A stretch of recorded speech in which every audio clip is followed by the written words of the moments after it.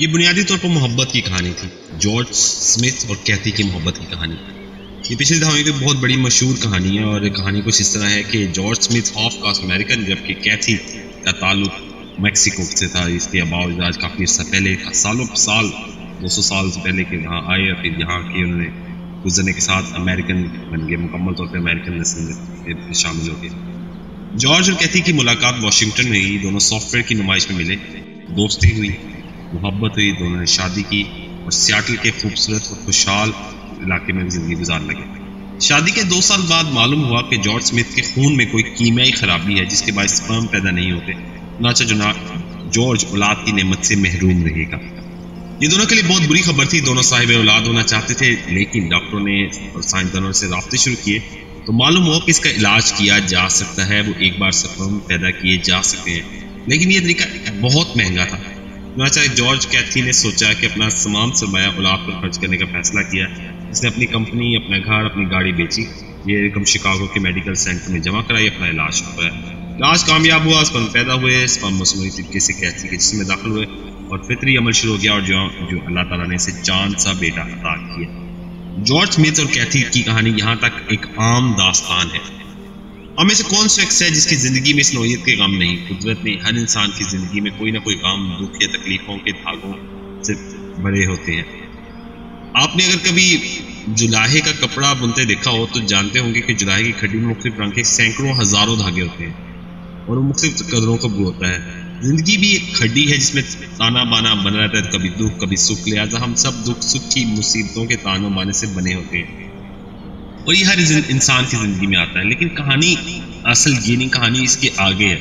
इनकी कहानी कुछ इस तरह हुई कि फिर अचानक जॉर्ज की ज़िंदगी में जो पेश आया वो ये था कि कैथी एक दिन अपने 6 माह के बेटे को बाथटब में नहला रही थी। इस दौरान फ़ोन बजा। कैथी अपने बेटे को टब में छोड़कर फ़ोन सुनने चली गई। कैथी की मॉडलिंग का ऑडिशन दिया था और फ़ोन पे से खुशखबरी सुनाई गई कि वो कामयाब हो गई है, वो कल दफ्तर आके मॉडलिंग का कॉन्ट्रैक्ट साइन कर ले। कैथी ने फ़ोन पे बात करना शुरू की तो बातें कुछ लंबी हो गई और इस तरह जब वापस आती है तो देखती है कि इसकी ज़िंदगी का सबसे बड़ा हादसा इसका मुंतज़िर होता है। इसका बेटा बाथटब में डूब कर मर जाता है। कैथी अस्पताल फ़ोन करती है, एम्बुलेंस आती है और बेटे को लेकर अस्पताल पहुंचती है। डॉक्टर कोशिश करते हैं लेकिन यही सांसें कभी वापस नहीं आती। कैथी दुख की इस हालत में डूब जाती है, आंसू उसके रुकते नहीं, हल्क सिसकियों और आहों से खाली हो जाता है। कैथी मोम का मुजस्मा बनकर दीवार से लग बैठती है। इस दौरान जॉर्ज अस्पताल आता है, वो चुपचाप कैथी के साथ लग बैठ जाता है। दोनों खामोशी के हज़ारों बरस गुजर जाते हैं। कैथी आखिर जॉर्ज की तरफ देखती है, इसकी आंखों में हज़ारों लाखों साल की उदासी गुजी है। जॉर्ज इसकी तरफ देखता है, कंधे डुबाता है और नरम आवाज़ में बोलता है, आई स्टिल लव यू। 4 लफ्ज़ों का ये फिक्रा तेजाब की बूंद साबित हुआ। कैथी के मुंह से बेख्तियार चीख निकली और जॉर्ज के गले लाकर धाड़े मारकर रोना शुरू कर दिया। जॉर्ज ने बरसों बाद अपने दोस्त को बताया, जब मुझे सहने के बारे में मालूम हुआ तो मेरे दिल की धड़कन रुक गई। मैं अफरा तफरी के आलम में अस्पताल पहुंचा और कैथी को देखकर मेरा दिल चाहा कि मैं इसको थप्पड़ ठुड्डे मारूं कि तूने क्या किया।